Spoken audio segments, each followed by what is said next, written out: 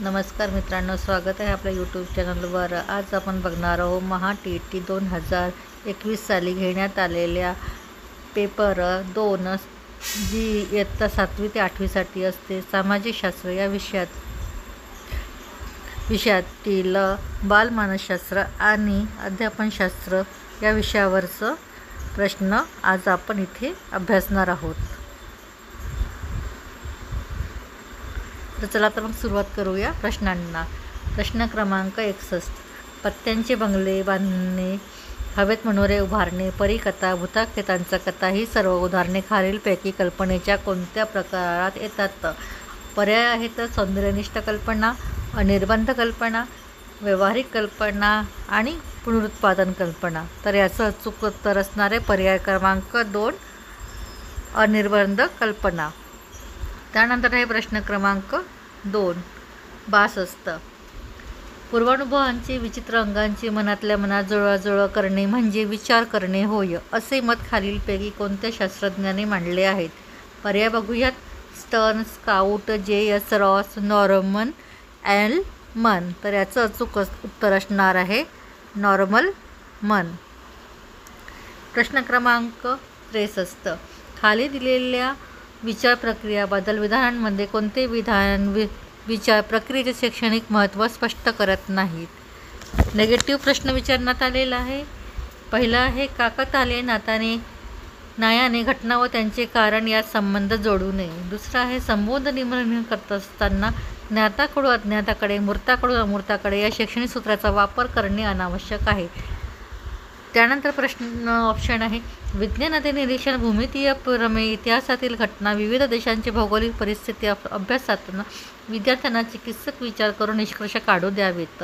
चौथा पर्याय आहे ज्या गोष्टीच्या आधारावर निष्कर्ष काढतो त्या दिलेल्या गोष्टी पुरेशा आहेत किंवा नाही हे पाहिले पाहिजे। तर याचं उत्तरे असणार आहे संबोध निर्माण करीत असताना ज्ञाताकडून अज्ञाताकडे, मूर्ताकडून अमूर्ताकडे या शैक्षणिक सूत्राचा वापर आपण आपल्या शैक्षणिक प्रक्रियेमध्ये करीत असतो। पण इथे काय दिलेलं ते हे विधान म्हणतात की अनावश्यक आहे। तर याचं अचूक उत्तर असणार आहे ऑप्शन क्रमांक 2, संबोध निर्माण करणारे निवडत असताना ज्ञाताकडून अज्ञाताकडे, मूर्ताकडून अमूर्ताकडे या शैक्षणिक सूत्राचा वापर करणे अनावश्यक आहे। प्रश्न क्रमांक 64, गिलफर्ड यांनी मांडलेल्या बुद्धिमत्तेच्या 120 घटकांचे वर्गीकरण 3 गटात केले आहे। त्यापैकी क्रिया या गटात खालीलपैकी कोणता घटक बसत नाही? 1 बोध, 2 स्मरण, तिसरा आहे मूल्यमापन आणि चौथा आहे पद्धती। तर कोणता घटक बसत नाही? तर तो आहे पद्धती, कारण बोध, स्मरण आणि मूल्यमापन ह्या तिन्ही घटकात गिलफर्डची बुद्धिमत्ताचे वर्गीकरण केलेले आहेत। प्रश्न क्रमांक 65, गेसेल यांनी विकासाची संकल्पना मांडताना रिकामी जागा या गोष्टींवर भर दिला आहे। पर्याय आहेत 1 गुणविशेष, परिपक्वता, अध्ययन, परिणाम। तर गेसेल यांनी विकासाची संकल्पना मांडताना गुणविशेषावर भर दिला आहे। त्यानंतर बघूया प्रश्न क्रमांक 66, खालीलपैकी हे औपचारिक अध्ययन पद्धती आहे? 1 अनुदेशन पद्धती, ब्रुनरची उत्पत्ती, सॉक्रेटिसची उपपत्ती आणि त्यानंतर आहे अध्यापनाची सामान्य उपपत्ती। तर याचं अचूक उत्तर आहे सॉक्रेटिसची उपपत्ती। त्यानंतर प्रश्न क्रमांक 67, सामान्य अध्यापन उपपत्तीच्या वर्गातील अध्यापनाची ज्ञानात्मक उपपत्तीचे पुरस्कर्ता रिकामी जागा आहेत।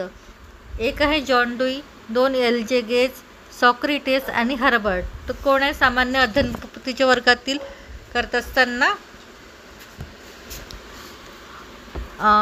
ज्ञानोपपत्तीचे पुरस्कर्ता कोणी केला आहे? पुरस्कार कोणी केला आहे? तर एन.एल.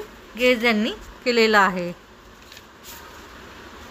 त्यानंतर प्रश्न क्रमांक 68, खालीलपैकी व्यक्तिमत्वावर परिणाम करणाऱ्या घटकांपैकी रिकामी जागा हा मानवसामाजिक घटक आहे। 1 शारीरिक दुबळेपणा, संस्कृती, अनुवांशिक आणि चौथा आहे शरीरयष्टी। तर याचं अचूक उत्तर असणार आहे संस्कृती। बाकीचे घटक हे व्यक्तीच्या व्यक्तिमत्वावर परिणाम करतात।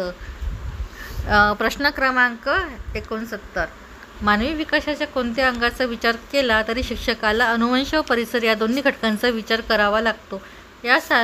साठी खालीलपैकी कोणती विधाने समर्थ करतात? इथे आपल्याला विधानांचे समर्थन करणारे विधान ओळखायचे आहेत. विधान आहे शाळेत येणाऱ्या विभिन्न अनुवंशाच्या विद्यार्थ्यांचा सुप्त शक्तींचा विकास व्हावा म्हणून योग्य वातावरण देण्यासाठी.